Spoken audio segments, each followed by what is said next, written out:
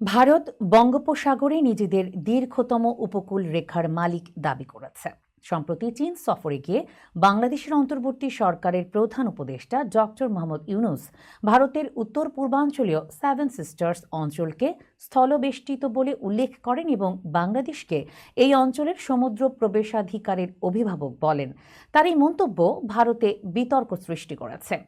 এর প্রতিক্রিয়ায় ভারতের পররাষ্ট্রমন্ত্রী এস জয়শঙ্কর বৃহস্পতিবার বলেন, ভারতের বঙ্গোপসাগরের সবচেয়ে দীর্ঘ উপকূল রেখা রয়েছে, যা প্রায় ৬,৫০০ কিলোমিটার। তিনি দাবি করেন, ভারত শুধু ৫টি বিমস্টেক সদস্য দেশের সঙ্গে সীমান্ত ভাগ করে না, বরং তাদের সংযুক্তও করে।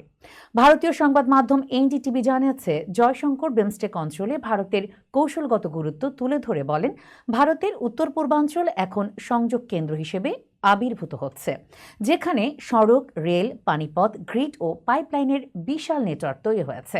তিনি আরও বলেন, ভারত গত এক দশকে বিমস্টেককে শক্তিশালী করতে বড় বিনিয়োগ ও কূটনৈতিক প্রচেষ্টা চালিয়ে যাচ্ছে।